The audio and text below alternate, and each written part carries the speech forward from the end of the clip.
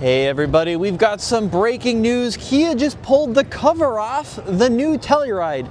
And if you're thinking, wait a second, I've already seen a video from you guys on the new Telluride. Well, you haven't seen this one because, while we did do a video on the X Pro, this is the all-new Telluride Hybrid, and we have some juicy details about some of the stats surrounding this car. Now, this is where things get really interesting. Of course, the Telluride and the Palisade ride on the same platform, but the gas-only Palisade is powered by a 3.8-liter naturally aspirated V6. However, the gas-only Telluride is powered by a 247 horsepower 2.5-liter Turbo 4. So it's a little bit down on power compared to that gas V6, but way up on torque. But let's say you want some more fuel economy out of your big boxy 3-row SUV. Well, that's where this one comes in.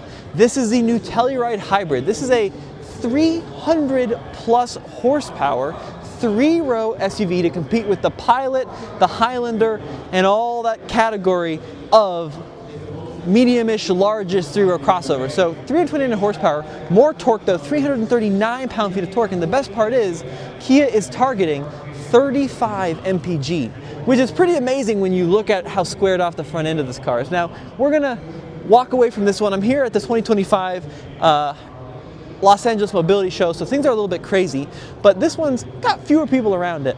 Now, the design of this car is incredibly distinctive. It's got this very aggressive angular profile here along the front end. This one's got the blacked out Kia logo and these little slits in the grille, which give it a very tough appearance. And as we come along the side, you can really see how much they're embracing that G-Wagon Range Rover-like look.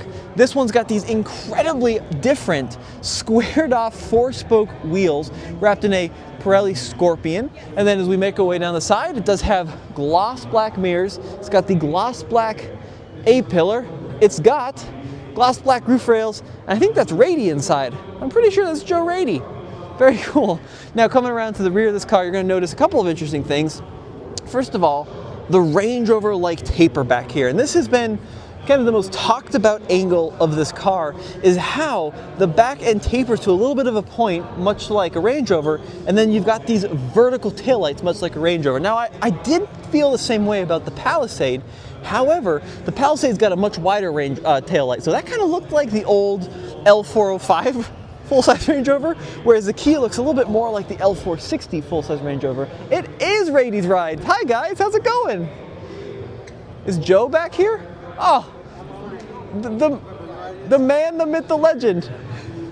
So coming around to the front end here, you can really see the distinctive LED headlight signature with the turn signals flashing, and then the actual main beams are located inside of the turn signals with these multiple light pods. All right, let's go ahead and check out the inside of this new Telluride Hybrid, and the first thing you're gonna notice is this crazy color. This is very 1970s prints. Now, Kia's gonna call this blackberry. I'm gonna call it what it is, which is purple. But I love it. I really like that Kia is pushing the bounds on what color and texture can do inside of a vehicle. Now, some kind of cool things you're going to notice here. You've got your door handle located within the little grab handle, which is very Ford and how that's integrated here. And then when it comes to the dashboard design, whereas the Palisade has kind of that curve that extends all the way around the dashboard, the Telluride is going to be a little bit more conventional. So it's got more flat panels than you're going to find in the Hyundai, but I think that's going to attract some buyers. Now, as we come inside this car, a couple things you're going to notice.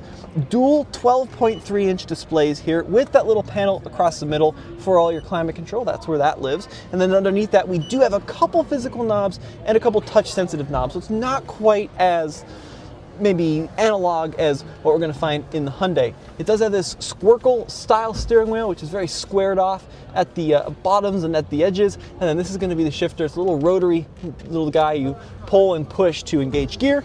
Dual wireless chargers here with some elevation to keep your phone cool. And then 3 USB-Cs here. Good size center console with a couple cup holders. Got the little bifold there for the middle. And then we also have hill descent control, parking cameras, that kind of thing. Let me scoot out of my way so more people can get in this. So I do want to point something very interesting out here. Sometimes you might notice photographers at these auto shows taking very specific pictures of very odd things. And that could have been what was going on in there, where like really detailed pics of the USB-C chargers or really detailed pics underneath the dash. And oftentimes what that will be is other automakers trying to get a glimpse at how new cars are put together before they can either buy the cars or acquire the cars somehow. So if you're ever at an auto show and you're like, why? And you're in a media day, so it's kind of inside baseball, but you're like, why is this person taking a detailed shot of the door hinge?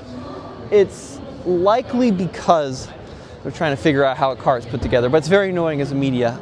Anyway, coming around to the front of this one, you're going to notice some difference compared to that hybrid over there. Primarily, these body-colored vertical slats in the front end. So we've got 3 different grills on display here. We've got the chunky one, we've got the stripes, and then of course we've got the X Pro, which we can show off in a second. But I really think that what fits this car nicely is the elegant design profile of it. You know how it's very, what is happening here? You know how it's very kind of budget BMW and budget Range Rover. Now let's go ahead and check out the trunk. Why not? While it's open. So this is of course 3-row crossover SUV. There's a quick look at the legroom back there, but very similar to what you're going to find in the Palisade. Underneath the floor there, just a little bit of additional storage. You do get your jack. And then rear seats are going to be captain's chairs. Just going to wait a second and let some of the people clear out here. This is the big challenge with shooting at an auto show, is just trying to get the access you need to do what you need to do. This is an interesting design element too, which is this little vertical black strip you're going to find there above the wheel arch, which is very, very cool. But that two-tone continues all throughout the inside as well. And it also has, check that out, power adjustable second row seats. So you get that. You also get the power slide. You get lumbar control. You also get heat and ventilation in the second row, which is absolutely nuts. Okay, guy, come on. These door handles are fully retractable. And then here we go. Here's a quick look at the second row. It does have the view blockers here. Let some sun, stop some sun from shining in your kid's face. Yeah, let me know what you guys think of this purple color here. We'll go ahead and hop in the third row. Ooh, it is that power system in this top trim version, which is not my favorite way to get into a third row because it does take 100 million years. Well, let's go ahead and hop in here. All right, I do like the dual sunroof look. I think that's very effective. There's your third zone of climate control here. Here we do have air vents and some additional lights. And then this has got this really nice suede headliner. Legroom, it's good for kids. Probably a bit of a squeeze for full-size adults on those longer trips. All right, put the seat back there. All right, folks. Well, that's just a really quick tour around the new Kia Telluride. I think they've done a very, very nice job. And like I said, when I first saw this X Pro version, I thought this was going to be the one that I'd want to go for, because this is the one with the chunky tires and the tow hooks and the clearance and the cladding. But now that I see the more elegant hybrid, X Pro's not going to be able to come in a hybrid, at least for now, I do think that this is the way to go. And I also have to say, I think in general, I appreciate the fact that the base car is a Turbo 4.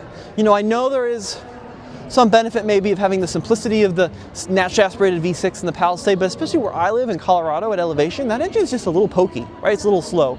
So having some additional forced induction, I think is going to be a big benefit over the standard gas V6 in the Palisade. Here we see an expert in action. Mason, that is going to be one of the best shots of the entire show. It was beautiful. It could have been. Mason and Drew from Car Confections. What's up? Good luck, guys. Enjoy. So there you have it, guys. Your first quick TFL look at the new Kia Telluride beyond just the X Pro. Let me know what you think in the comment section below. This has been Tommy. Head on over to Car Confections if you want to see less people in their video, but just a really quick first look. Thanks for watching.